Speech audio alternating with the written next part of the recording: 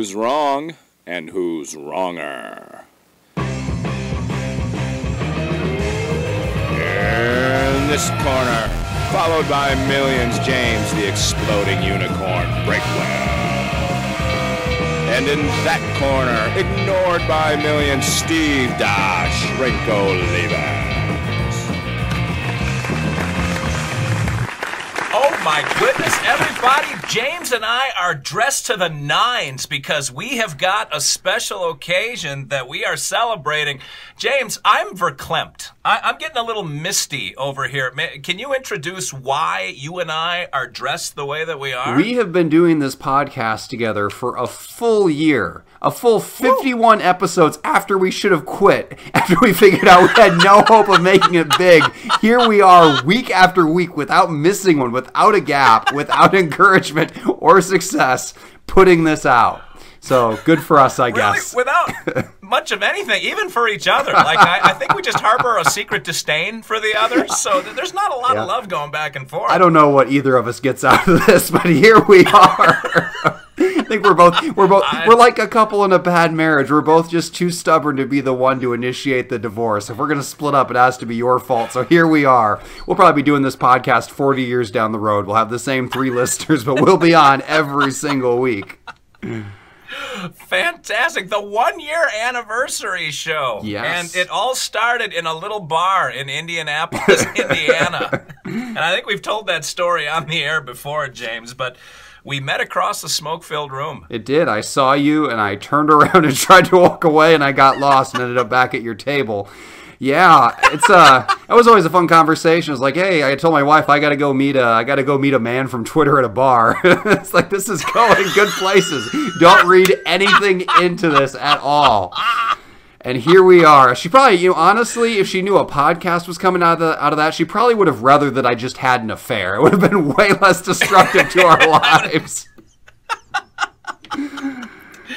The funny thing is, and I think we've told this story before, but I didn't know where it was going to head or how it was going to go, so I did the blind date thing, and I set up an out for myself with you, but I was actually enjoying our conversation, and you had made a couple comments about, don't you need to go to bed, old man? But I stayed up till like 11 o'clock that night talking to you because we had this kind of thing going. What was your out? I didn't know you had an out. Were you afraid it was going to be awkward, or were you afraid that I was going to kill you? Yeah. Like, which way were you afraid this is going to go?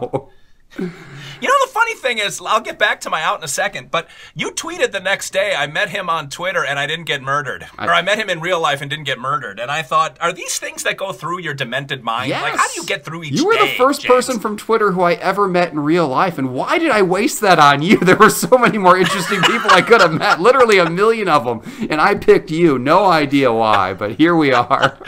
Oh, I will always be your first. I can at least rest on that one. But I told you, you called me at like, I don't remember even why you called me, or how did I call you? You must have called me or shot me a text There were or some something. sort of, I think I was throwing out random pleasantries, like if you're ever in the area, and like a day later you were in the area, and I was like, well, crap. I guess this is happening. Yeah. And then you said, all right, well, let's get together. And I thought, well, crap. All right. So I told you, we were meeting at like 8 o'clock at night or something because you keep crazy hours. And I said to you, I got to get up early in the morning, so I can't meet for very long. I'll meet you for like a half an hour or something. And we ended up talking for like 2 or 2.5 hours that night. You were also on like the complete opposite side of Indianapolis. So it took me longer to drive to where you were than like what your appointed meeting time was. It was you made sure to make it as inconvenient as possible just to give me as many ways to back out as I could. So it's good to know we were equally uninvested in this process. And yet here we are today, a year later. If only we had both walked away. How much trouble we could have saved so many people. Still, equally as uninvested in the process as right at that first day. Here we are, nonetheless. Well, this is the anniversary show, and I know we talked last week about a topic, and if we get to the topic, we'll get to the topic, but I wanted to at least pull the curtain back a little and let people in on some of the behind-the-scenes stuff. And I know you haven't prepared anything, so you can just say whatever you want to say. But we will, as always, James, start with compliments. And this being the one-year anniversary show, I can't imagine how much thought went into the compliment that you have to give to me. If you were penning this on the inside of a card, the card would have to be like the size of a refrigerator box. Am I wrong or am I right about that? Yeah, let's just keep going. Oh, man. Well, in lieu of a compliment for you, I thought I would, sort of like in the spirit of awards shows, that I have come up with the accounting firm of Arthur Andersen. We have, through secret ballot, polled most of the listeners and almost all the people on Twitter. And I've got an award for you that I'm very proud for you. I've got it here with me, and the people of Twitter were so generous to vote you into this. And the award is the best, wait a minute, this, I'm sorry, this is my award. I don't know how this could happen. It's the best co-host in the history of any podcast on the entire face of the earth. That is the award that I got voted for. I see. I'm sorry. That's an easy mix-up. Let me hang on. I got yours over here. I got. Hold on. Here. No, I got it. Here it is. All right. It's not nearly as big, but we don't need to get into that right now. But your award, James, and your compliment is top 5 co-hosts, male. Sorry, I got to read all the words here. Over 6'2". That's a weird distinction to make with an award like this. Wow. But top 5 co-hosts, male co-hosts over 6'2" in the greater Indianapolis metropolitan area. And James, that's not a bad thing to be. I'm very proud of you, and I'm touched for you on your behalf. It's an honor to just be nominated, and you actually made it into the top 5. You beat out like Indianapolis legends, like Rex the Moondog Hanselman. He's a little bit shorter, but Anyway, I just wanted to say, James, I'm so very pleased to be here with you, and don't take the size of the awards into account. I mean, that really, it's what you do with the award, not the size of it. I've got to say I'm honored. It's a lot like the baseball records you hear. It's like, whoa, that's the last person to hit a single and a double on the 4th Tuesday of July when it's over 75.5 degrees. Like, it's so specific. Every single thing you do is a record. And the great thing about my record is I'm not even over 6'2". I'm like maybe a hair under 6'2", but then with shoes I'm over 6'2", because they're nice big thick shoes. Maybe I'm closer to 6'3". So I gotta ask, does this include shoes or not? Because I might have to disqualify myself from my own award. James, I'm sorry. I'm going to have to get back with the accounting firm. There was a guy with a suitcase like handcuffed to his arm that brought this in.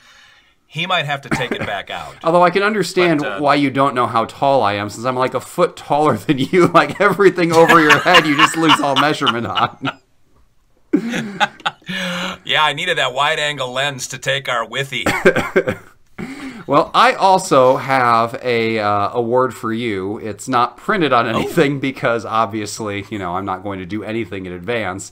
But I would like to give the most optimistic wardrobe award to you, Steve Olivas, for thinking that you could fit into your son's tuxedo t-shirt jersey from years ago. And I believe your logic was, well, yes, he was a tiny, small child at the time, but he wore hockey pads under it, so surely I, a grown man, will fit. And spoiler alert at this end of the story, he did not fit. Now, I was on the fence about this. He decided to go classy and wear like a real suit ensemble with a very nicely tied tie, might I add. But... Well, I don't mean to brag. But you could have gone the other way and worn a t-shirt that was way too small. And I'm really on the fence on if that would have been hilarious or so gross that it got us kicked off YouTube. I mean, that might have been the final straw. They're really cracking down on offensive content, and that might have gotten us kicked out of there. So props to you, though, for the optimism and for having just enough self-control to avoid a catastrophic wardrobe malfunction. Props to you. I am a natural B-cup, so I think I would have brought a little something to the table. This whole outfit is just overcompensation for the fact that I'm not wearing pants again. So I'm trying to, at least from the waist up, bring a little bit of class to this show. You know, you're batting like 30% on the pants thing. It's slowly been dying away. That's my one accomplishment from the last year. Is once I stopped acknowledging your pants situation, it just started to go away. Maybe you're still pantsless, maybe you're not, but it didn't come up on air, and that's all that mattered. It didn't exist to me. And the hockey jersey story, you and I told that one before we started the podcast. People don't have any idea what you're talking about. That is good pod. That's why you are in the top 5 of all 6'2" or above males in the greater Indianapolis area. I gave backstory. I literally retold them the story you told me 15 seconds before we went on air. You left out one critical detail, though, because people are thinking, why the hell would he wear a hockey jersey on this anniversary I said show? It was a tuxedo T-shirt.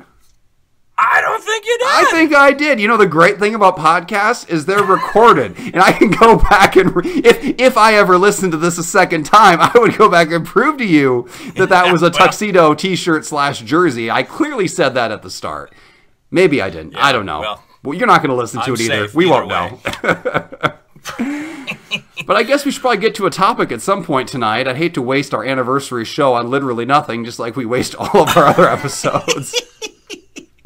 All right. Well, we will table any of the backstage, behind-the-scenes stuff because we did have a topic that was mentioned last week. And do you remember what it is, James? Yes, we are going full meta today. We are going, during this anniversary celebration, our topic is going to be, should you celebrate anniversaries, yes or no? Should you celebrate anniversaries? Very relevant. All right.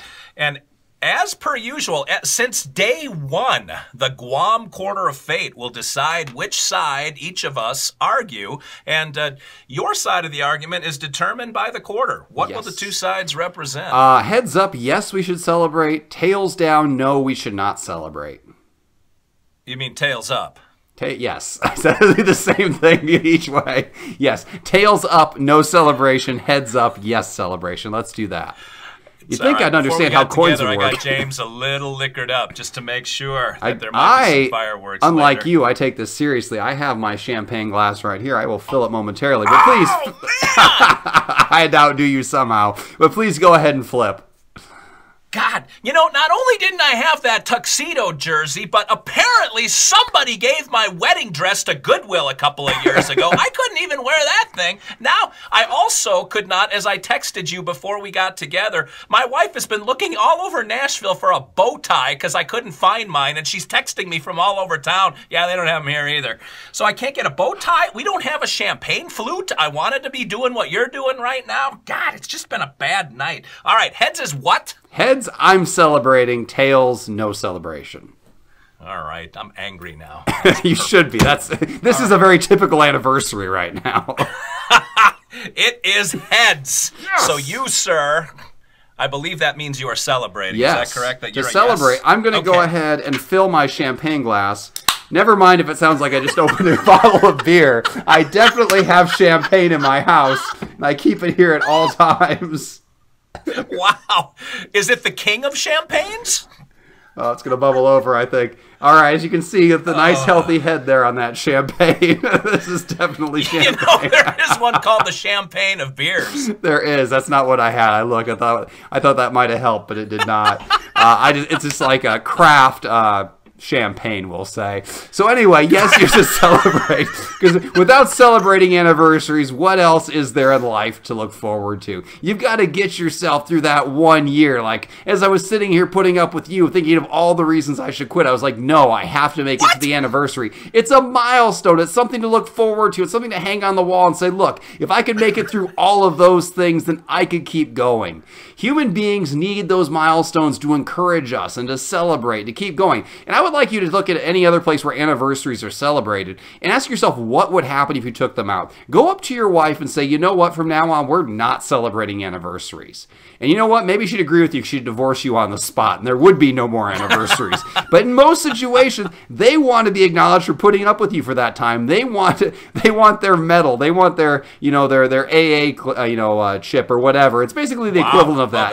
Well, Yeah, it's dating you or marrying you is kind of like a disease. They're roughly on par. I'm not every marriage, but your marriage in particular.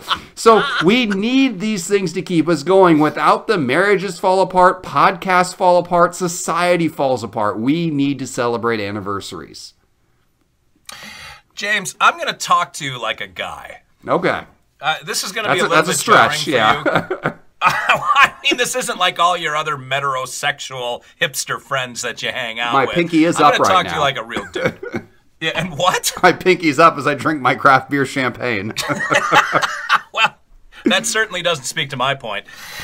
But it's too much. It is too much from a guy's standpoint, and I know women like shiny things, but what do we got? Let's just count them down here. All of the different events that we have to buy something and bring our A game. You got Christmas, you got birthday, you got Valentine's Day.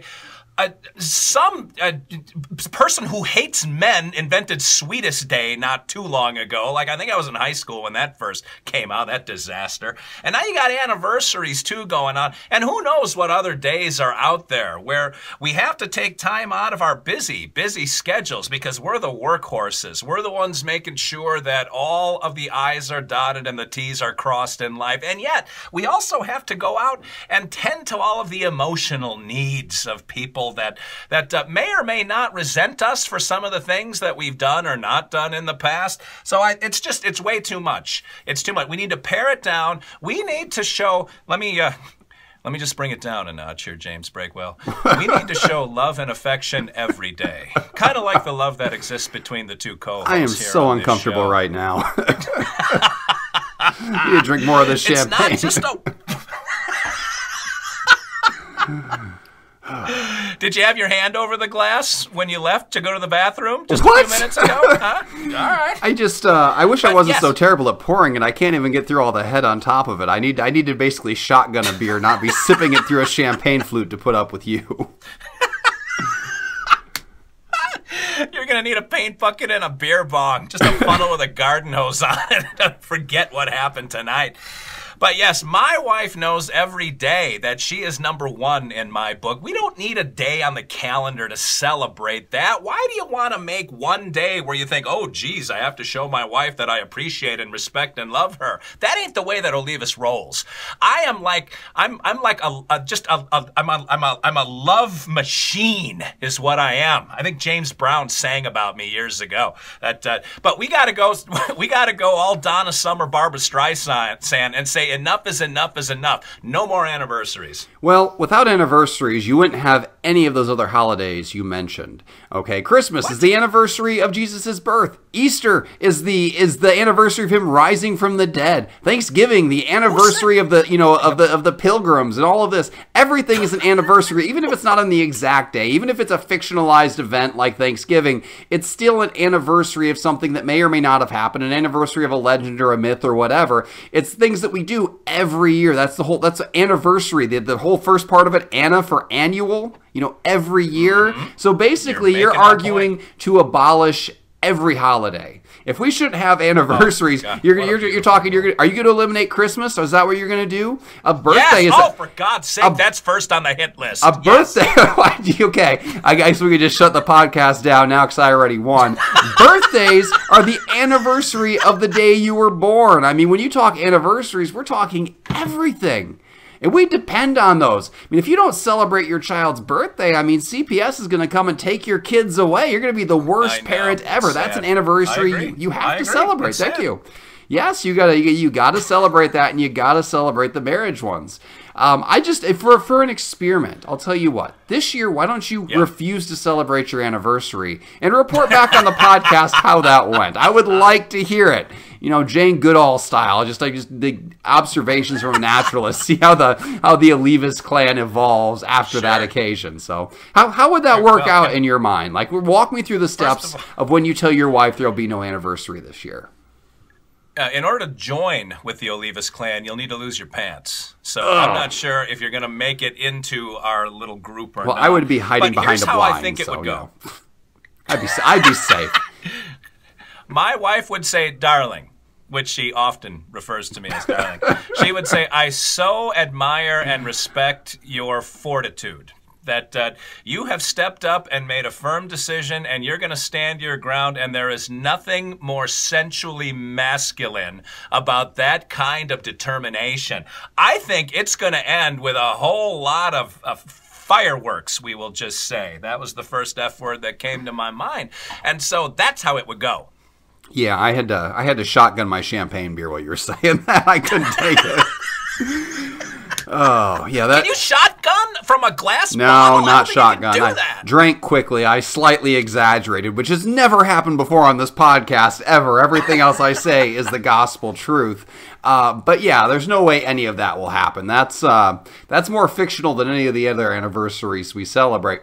What would happen is you would say, we're not celebrating our anniversary this year, and your wife would say, oh.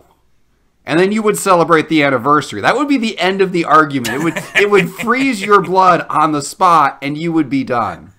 I mean, there's really, whether you want to celebrate anniversaries or not, I mean, they are locked into society at this point. You can't stop celebrating between birthdays and Christmases and holidays. I mean, they are built in. We have federal days off from work to celebrate different anniversaries. There is a billion-dollar greeting card industry that depends on anniversaries. The only time you ever do anything nice for your spouse is your anniversary. And I don't believe for 1 second this whole, I'm nice to her every day. You're on the road like 99% of the year. So unless your gift to her is just being out of the house, there's no way you don't have to do something extra at least once a year. So yeah. That's the one thing I do that she most appreciates. Yes. But I imagine that when you're in her presence one time a year, she wants you to acknowledge her putting up with you on those rare occasions when you are in the room. I mean, she deserves a medal and a crown and all sorts of rewards for that. 'Cause, I mean, who else would take you? Let's be honest. She has her low standards have saved some other poor woman from falling in with you, and for that we should be grateful. Man, and right back at you. But I'm glad that you brought all this up, James, because you're absolutely right. All of these ridiculous anniversaries mean nothing gets done. It's just wasted days that people don't work, more so than usual. I kind of know what you do for a living. That they're expensive. There's a lot of wasted effort to take the money that you earn for not doing anything and spend it on stuff that you don't like in the first place. And third, you mentioned birthdays before. Why do we celebrate just being born? Why is that some kind of accomplishment? I had nothing to do with my childbirth, as far as I know. It's on videotape. And I was just kind of a bystander, just a spectator for the whole thing. Why does my mother not get that birthday, and why do I get the birthday instead of her? She's the real hero here. She gave the world me. It all comes down to economics. A 5-year-old doesn't have a job, and they have to get new stuff occasionally. So you can either have them beg for stuff every single day and just buy it for them randomly, which just encourages more begging, or you can say no.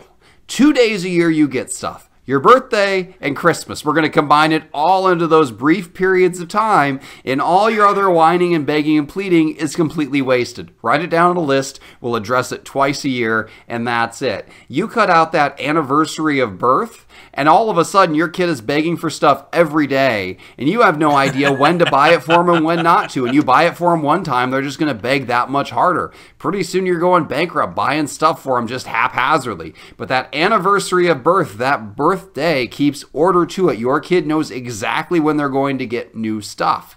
It makes the whole thing go around. Every child looks forward to their birthday all year. And when you see an angsty memoir from somebody who had a terrible childhood, it always starts out with not being appreciated on their birthday. Like, if you want to raise a brooding writer, by all means stop celebrating birthdays, and you will have that disappointing child instantly. So I highly recommend against it. Don't ever let your kid become a writer. So yeah, anniversaries are critical. They make the economy go, and they keep your kid from straying off on undesirable career paths. Oh, God, you just reminded me Mother's Day is another one of those days where the kids are supposed to do something, but Dad's always the one that gets stuck. Jay, we got to bring this thing to a close. I think most people are siding with me, especially the dudes. I am going to mobilize the dude vote this week. Yeah, there are like 10 dude voters in this. Like, I don't know if you're aware of this, but the majority of voters that come from my Twitter account, I mean, yeah, you're talking between 70 and 90% female, so... And now, granted, everybody has a diversity of opinions, but I think in general, you're going to find that as an audience unreceptive to abolishing anniversaries, and especially to abolishing Mother's Day. That is not going to be a hit with my crowd. But you know what? You do you. We'll see how that works out. Let me grab the dice. It's a sad state of affairs. Well, I suppose you want to roll for this, huh? It's just a formality at this point. I can't imagine anyone voting for you except by accident. Let's see here. If you want to vote for me... Do they want to see Tom Cruise again? That should have been my compliment. That was the one thing in life you've ever done well. You look just like Tom Cruise. It was spooky. Like, I feel like Tom Cruise put on that costume to imitate you and not the other way around. Although, of all the variants of Tom Cruise to look like that's not the one I would have wanted to pick, but that's Les Grossman, man. You gotta work with what you got. All right, so for this one, I am 17. If you want to vote for yes, anniversaries are important and should be cherished. Scott Hartnell. If you want to vote for Steve and his crazy plan, it's 76. That's 76 to vote for Steve and abolish all anniversaries, birthdays, Christmas, and you're basically the Grinch. And our random option is 93. 93. All right. That is Ryan Nugent Hopkins, I think. All right, and 76, the bicentennial year. Do you remember when you had to get dressed up for your school pictures that year, James, and they had the big flag in the background and the red, white, and blue motif? Surely you do. Remember what year I was born? Remember? Yeah. Nightmares. When I was, 9 years prior to my birth. I do remember that quite vividly. It was quite the day. Why do you say that out loud all the time? It just makes me sad. All right, well, let's bring this baby home. If you want to vote for James and watch me dance again, dressed as another celebrity, vote 17. Do whatever you want to do. Throw that into the toilet and flush. If you want to vote for the real winner, vote for Steve, 76, and you get to see James and his girls perform one more time. My run has ended at 3, and you, the watcher, you have been punished. The dummy vote, if you really want to throw it away, is 93. So, we are out of time. James, this anniversary show has run longer, probably about as long as the entire year of shows put together.